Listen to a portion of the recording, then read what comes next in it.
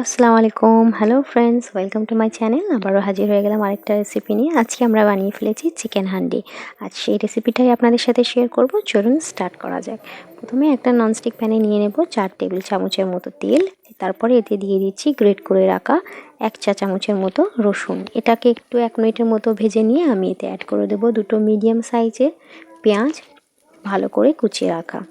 তো এটাকে আমরা ব্রাউন করে নেব। তো 5 থেকে 6 মিনিট ভালো করে আমরা মিডিয়াম আঁচে এটাকে ভালো করে ভেজে নেব।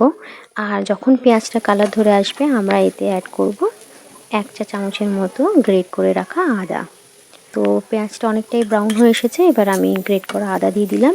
এবার এটাকে আমি প্রায় 2 মিনিটের মতো ভালো করে ভেজে নেব, এতে পেঁয়াজের কালারটাও আরও চেঞ্জ হয়ে আসবে।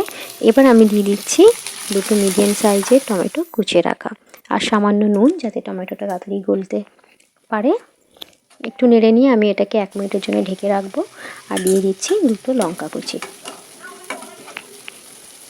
এটা ঢেকে রাখার ফলে পানিটাও ছেড়ে যাবে অনেকক্ষণ। 1 মিনিট পরে টমেটোটা মোটামুটি পানি ছেড়েছে আর তেলটাও ছেড়ে দিয়েছে। এটাকে একটু ভালো করে ম্যাশ করে নেব। আর এর মধ্যে আমি দিয়ে দিচ্ছি চিকেনটা। এখানে আমি 500 গ্রাম চিকেন নিয়েছি, যাতে আমি সামান্য নুন আর সামান্য পরিমাণ হলুদ মিক্স করে রেখে দিয়েছিলাম। আপনারা চাইলে এটা নাও করতে পারেন। এবার আমি চিকেনটাকে 2 থেকে 3 মিনিট হাই ফ্লেমে খুব ভালো করে মশলার সাথে কষে নেব। এবার আমি এখানে অ্যাড করব 1 চা চামচের মতো গোটা জিরে আর গোটা ধনে। আমি একটু শুকনো খোলায় গরম করে তারপর ওটা হামানদিস্তায় গুঁড়ো করে অ্যাড করেছি। আর দিয়ে দিলাম 1/2 চা চামচের মতো হলুদ আর 1 চা চামচের মতো লঙ্কার গুঁড়ো। তো এটাকে খুব ভালো করে মিক্স করে নেব। এটাকে আমি প্রায় 3 থেকে 4 মিনিট ভালো করে আমি মিডিয়াম আঁচে কষে নেব। আর এখানে আমি সামান্য নুন অ্যাড করে দিচ্ছি আর এটাকে ভালো করে মিশিয়ে দিলাম। ভালো করে কষে নিচ্ছি আমি। তো 3 থেকে 4 মিনিট ভালো করে কষে নিয়েছি। এবার আমি এখানে অ্যাড করব টক দই। এবার আমি গ্যাসের আঁচটা বন্ধ করে দিয়েছি আর টক দইটাকে ভালো করে ফেটিয়ে নিয়ে তারপরে মিক্স করে নেব। আঁচটা বন্ধই আছে। ভালো করে মিক্স করা হয়ে গেলে তারপরে আমি গ্যাসটা অন করব, না হলে টক দইটা ফেটে যেতে পারে।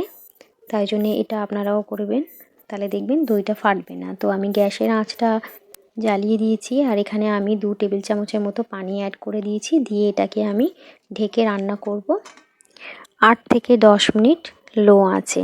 তো এটা 8 থেকে 10 মিনিট হয়ে যাওয়ার পরে ভালোই তেল ছেড়ে দিয়েছে মাংসটা। এটাকে আমি একটু ভালো করে 2 মিনিটের মতো আরেকবার কষে নেব। নিয়ে আমি এতে অ্যাড করব 2 টেবিল চামচের মতো ফ্রেশ ক্রিম আর 1 টেবিল চামচের মতো আমি এতে অ্যাড করব কাসুরি মেথি। তো ফ্রেশ ক্রিম যদি আপনাদের কাছে না থাকে তাহলে আপনারা বাড়িতে দুধ থাকলে সেটাকে ভালো করে ফুটিয়ে নিয়ে ওপর থেকে সর তুলে তুলে ফ্রেশ ক্রিম বানাতে পারেন। আর এখানে আমি অ্যাড করে দিলাম 1/2 চা চামচের মতো গরম মশলা। এটাকে আমি ভালো করে মিক্স করে নেব 2 মিনিটের মতো। তারপর এখানে আমি অ্যাড করব 1 কাপ পানি। আর এতে ফুট ধরা অবধি অপেক্ষা করব। তারপরে আমি ঢেকে রান্না করব 5 থেকে 6 মিনিট একদম লো আছে। তো এটাতে ফুট ধরে গেছে। এবার আমি এটাকে ঢেকে রান্না করব 5 থেকে 6 মিনিট লো আছে। তো ঢাকা খুলে এবার চেক করে নিচ্ছি 5 থেকে 6 মিনিট পর।